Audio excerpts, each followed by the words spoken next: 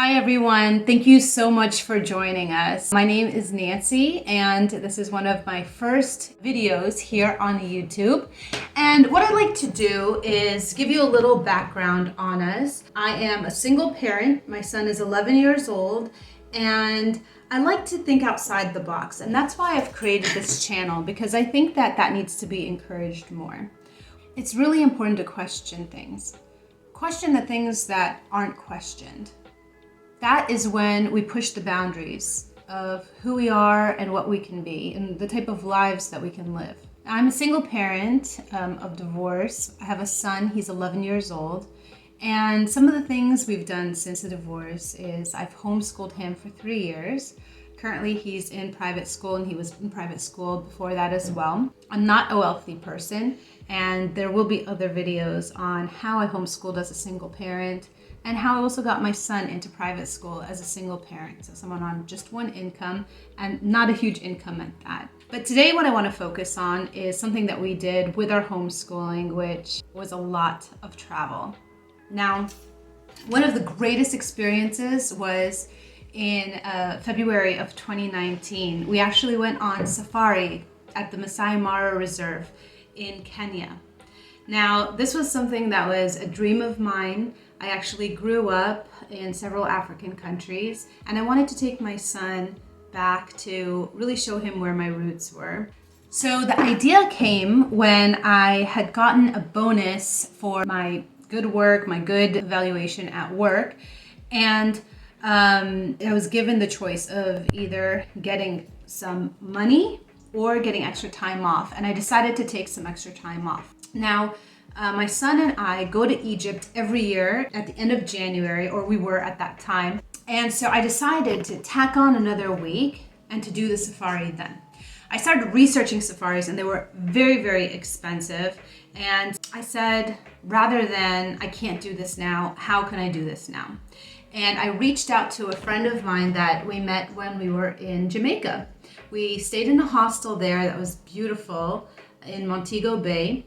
And I met a Kenyan woman named Toto.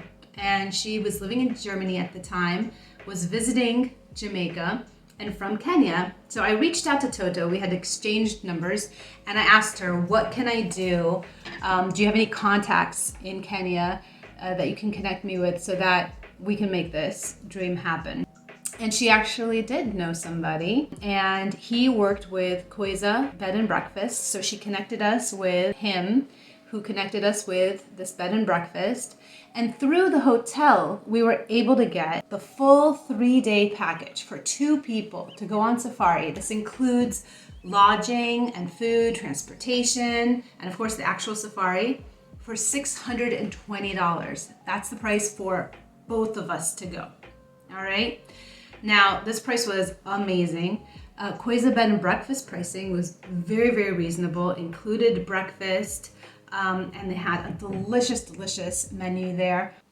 I will leave the link to the bed and breakfast in the description of this video, along with any other links that I might mention, other companies and things like that. You can go ahead and click on those if you're looking to research and plan your own safari. And of course, this can be with kids, without kids. Now, the safari, as I mentioned, it's 3 days. So we stayed at Kweza Bed and Breakfast when we first arrived in Kenya, and we took off the very next morning.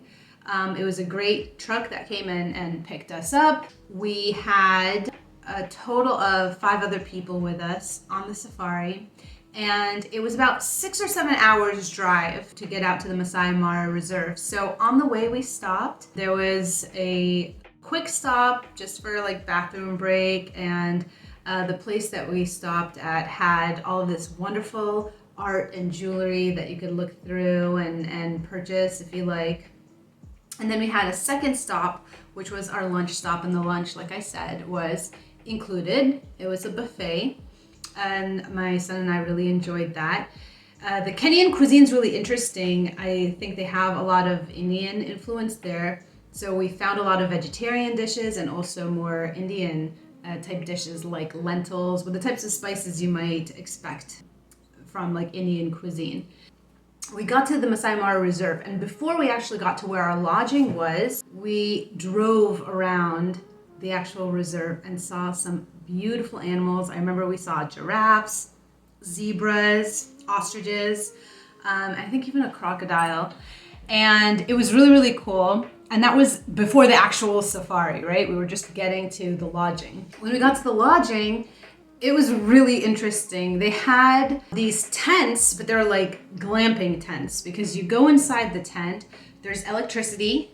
I believe it was until 10 o'clock in the evening and then they shut it off. There were no plugs in the tent. So if you wanted to plug your phone in to charge it, you had to do that in the cafeteria area.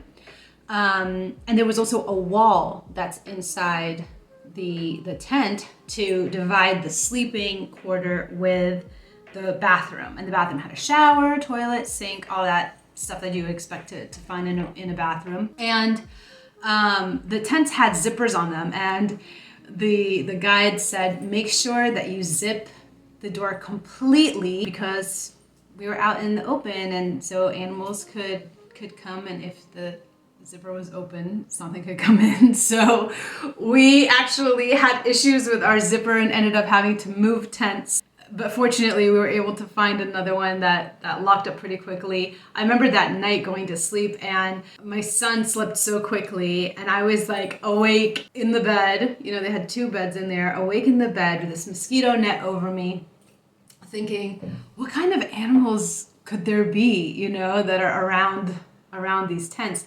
And at one point we heard the dogs barking really loud, and I didn't really, you know, I didn't know what that was about. But in the morning when we went to have breakfast, they said that some animals had gotten close to where the lodging is, and the dogs have certain barks for the type of animals that are approaching. So it was really, really interesting. I think it was some kind of monkey. And so the dogs scared them away, and we had breakfast and we went off on the safari, and it was such an amazing day. We saw so many different animals. I'm including some video of the different animals that we saw. Elephants, lions. It was really amazing to see lions like up close and personal, you know, just a few feet away from you. Something that I really loved about the safari company was the driver. His name was Evans. He was such a sweetheart. He actually took Malik, my son, up front with him, and he knew that Malik was shorter than all of the adults. It was just adults on the trip or on the safari, but also that he had motion sickness, and so sitting in the back could, you know, trigger the motion sickness. So he had him come and sit up front with him. So my son got the best view out of all of us. We were all, you know, poking our heads up. This is a type of a Jeep where the top lifts up. So we were, you know, poking around, standing on the seats to look at the animals. And my son's up there in front, just has this panoramic view of what's going on. And it was really, really a special experience for him. I'm sharing this because this safari could have been something that I read some websites, got some pricing, found that it was way out of my budget, and I could have said, you know what, this is not a trip for right now, maybe in the future, you know?